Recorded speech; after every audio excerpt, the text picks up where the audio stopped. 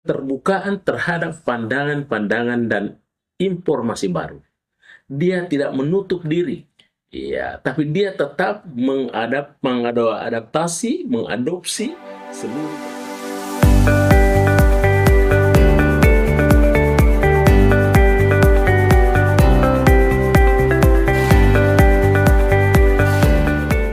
Assalamualaikum warahmatullahi wabarakatuh. Para pemirsaku sekalian dimanapun berada, tentu saja saya memahami bahwa kita dalam keadaan suasana sibuk, ya. Sibuknya itu karena tentu saja kita punya target-target tersendiri.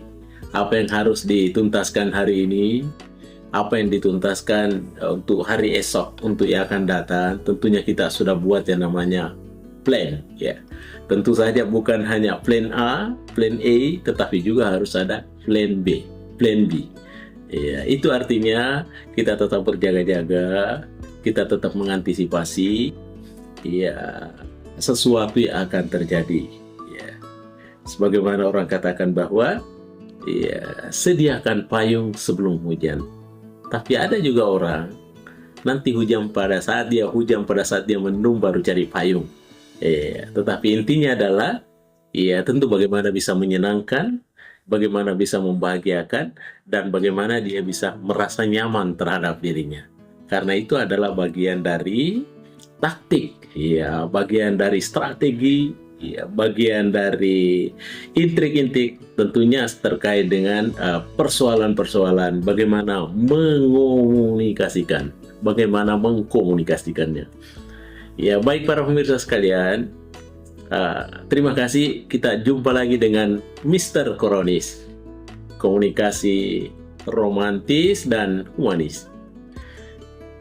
Baik para pemirsaku dimanapun berada, ya, tentu saja channel kita ini selalu berbicara di seputar nuansa-nuansa komunikasi.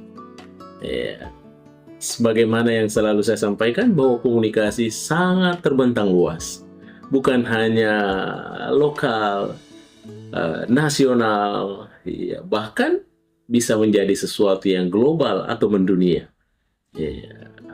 Artinya, peristiwa-peristiwa apapun yang terjadi di hadapan kita atau di luar sana, tentu saja bisa dihubung-hubungkan dengan fenomena-fenomena komunikasi. Bahwa itu adalah bagian dari fenomena komunikasi. Sehingga dengan demikian, komunikasi merupakan sesuatu pembahasan yang sangat luas. Dan bukan hanya cuma orang-orang yang tanda kutip di jurusan komunikasi, tetapi tentunya yang lain juga bisa terkait dengan persoalan-persoalan komunikasi. Kita contohkan, ketika di kedokteran, maka komunikasi juga harus hadir di sana. Makanya dimaknai sebagai komunikasi kedokteran. Ketika kita seorang pebisnis, ekonom, komunikasi juga harus hadir di sana. Ya, biasa disebut dengan komunikasi bisnis, komunikasi ekonomi. Ya. Ketika kita seorang politisi, dalam luar lingkup politisi, ya, juga komunikasi harus hadir di sana. Sehingga dikatakan adalah komunikasi politik. Dan tentunya di belahan lain, ya, di area-area lain juga harus hadir komunikasi. Di sekolah, di perguruan tinggi, di institusi manapun, ya, kadang-kadang harus hadir komunikasi di sana. Ada di sana komunikasi pendidikan, ada di sana juga yang bertindak sebagai penghubung, mediasi, mediator antara satu dengan yang lain. Ya, biasa kita kenal dengan PR, ya, public relation. Juga harus hadir komunikasi di sana yang namanya komunikasi PR, public relation, dan seterusnya. Begitu luasnya pembahasan-pembahasan terkait dengan komunikasi. Baik para pemirsaku dimanapun berada, pada hari ini, pada saat ini, kita akan lagi bahas satu tajuk atau judul. Saya beri nama komunikasi profesionalitas.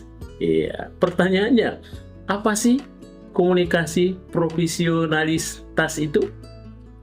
Jawabannya adalah Komunikasi profesionalitas adalah bagaimana sikap berkomunikasi yang terbuka terhadap pandangan dan informasi baru. Komunikasinya elastis. Kadang-kala kita terima satu pemio katakan bahwa jangan lihat orangnya, tapi lihat pesan-pesan yang dibawanya. Apakah sesuatu yang berharga itu? Kalau dia sesuatu yang berharga, tentu kita bisa harus respect terhadapnya. Meskipun jatuhnya di lumpur, kalau itu adalah sesuatu brilian, emas umpama, maka tentunya kita harus mengambilnya. Jangan melihatnya bahwa ini adalah tinggalnya di lumpur, tapi yakin bahwa ini adalah sesuatu yang berharga. Artinya, di dalam melakukan sebuah proses komunikasi, ya tentu selayaknya kita harus terbuka. Selayaknya kita harus menerima pandangan-pandangan baru atau informasi-informasi baru. Sebab sesuatu yang terjadi di masa lampau tentu saja tidak mungkin bisa dihadirkan dalam kondisi sekarang dalam konteks yang berbeda. Masa lampau tentunya kadangkala harus digunakan pada masa lampau. Masa lalu harus dijawab dengan masa lalu. Masa kini, apa yang kita hadapi sekarang juga harus dijawab dengan masa kini. Tentu saja jika kita masih berharap di masa depan, masa yang akan datang, maka masa akan datang juga harus terjawab pada masa yang akan datang. Ini artinya bahwa fenomena-fenomena yang terjadi di masa lampau,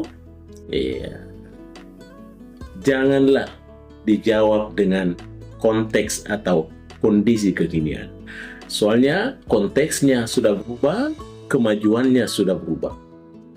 Ada namanya zaman kolonial, dan ada juga yang namanya zaman digital, ada juga yang disebut dengan zaman milenial. Makanya tentunya harus dijawab berdasarkan zamannya.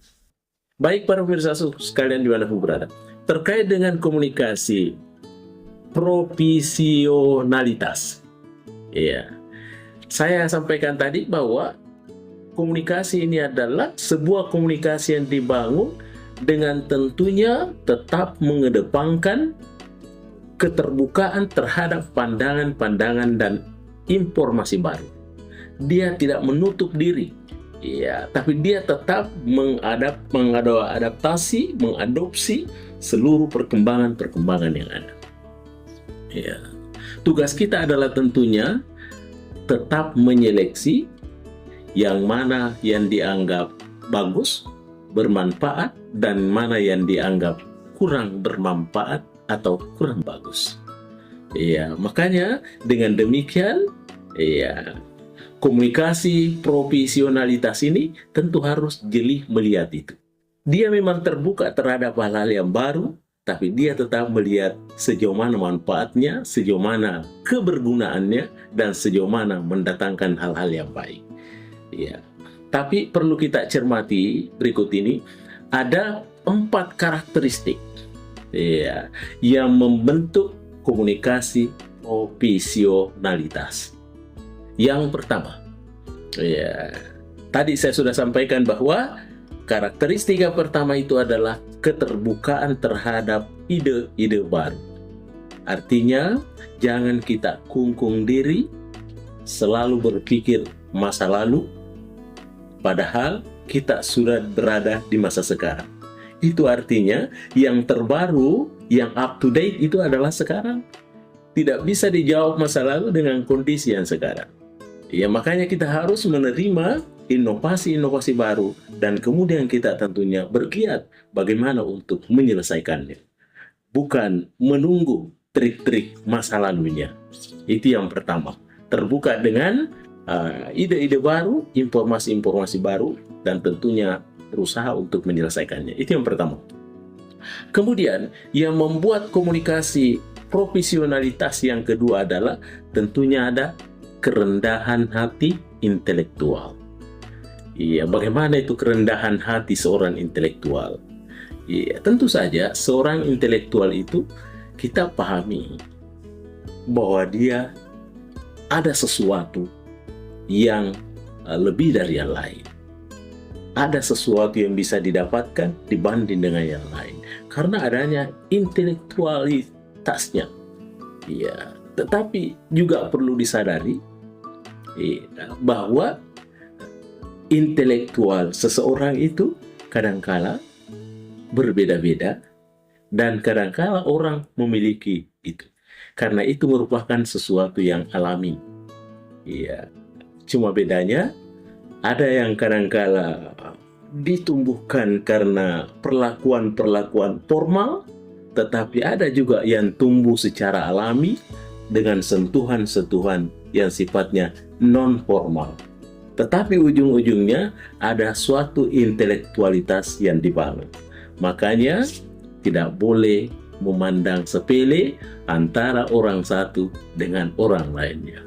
Sebab boleh jadi yang satu intelektualnya ditopang oleh sesuatu yang sifatnya formal, sedangkan yang lain juga ada intelektualitas yang terjadi diakibatkan oleh sentuhan-sentuhan non-formal. Dan boleh saja itu terjadi, boleh saja itu terjadi. Iya, sehingga kedua-duanya merupakan satu intelektual. Sehingga dengan demikian perlu kita saling menghargai, perlu kita saling menghormati. Ya, di dalam filosofi Bugis dia katakan bahwa ya, manusia itu adalah tempatnya punya kelebihan dan punya kekurangan. Dalam bahasa Bugisnya tesilallo tesidapi. Boleh jadi ada orang yang satu dia pahami, kita tidak memahaminya. Sebaliknya, ada yang kita pahami, tapi orang lain tidak memahaminya. Ketika melakukan proses komunikasi di antara keduanya, maka sempurnalah kehadirannya. Apa yang kita paham bisa sampaikan kepada orang lain, dan apa yang dia tahu itu dia bisa sampaikan kepada kita. Sehingga paripurnalah dua-duanya. Saling memahami antara satu dengan yang lainnya, dan ini adalah bagian dari komunikasi yang efektif. Terjadinya kesepahaman di antara berdua. Jadi, akhirnya ketemunya di antara dua bukan lagi memperlihatkan sebuah kekurangan, tetapi justru saling menutupi kekurangan dan menambah kelebihannya. Karena secara alaminya manusia hadir di muka bumi tentu punya kelemahan dan punya kekurangan. Maka ketika melakukan sebuah proses komunikasi, maka kekurangannya bisa tertutupi dan kelebihannya bisa bertambah. Itu yang kedua, ada kerendahan hati intelektual.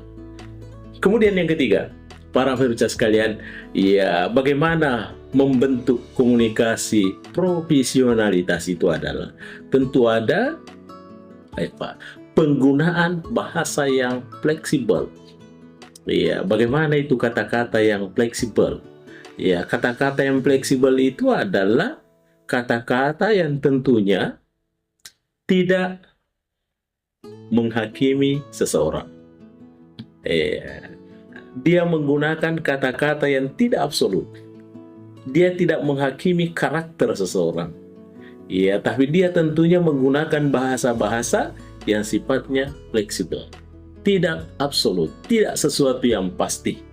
Ya, selalu menyalahkan orang, ya itu adalah sesuatu yang absolut.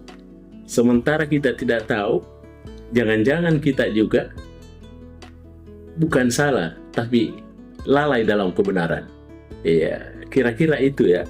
Bagaimana bisa fleksibel dengan situasi, dengan komunikan kita ini.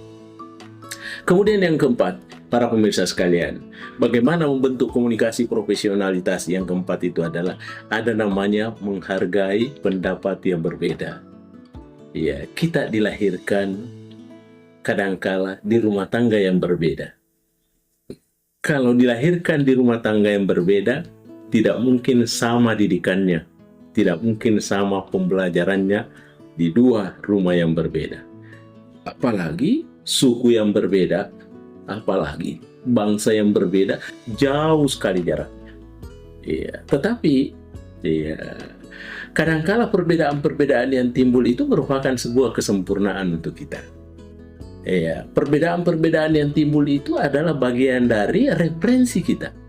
Iya, sehingga itulah yang bisa membuat kita menjadi sesuatu hadir yang paripurna. Kenapa? Karena bisa kekurangan-kekurangan itu merasa tertutupi karena hadirnya apa yang kita pandang itu merasa kurang, yang berbeda, makanya itu menjadi amunisi buat kita untuk melakukan hal yang serupa untuk menutupi sebuah kekurangan atau untuk meminimalisasi perbedaan dengan mengedepankan yang namanya persamaan. Jadi walaupun kita berbeda, tidak mesti harus saling benci. Walaupun kita berbeda, tidak mungkin kita harus saling hasut antara satu dengan lainnya. Karena secara alaminya memang kita dilahirkan dalam keadaan berbeda, tetapi perbedaan itu kadangkala menjadi sesuatu keindahan.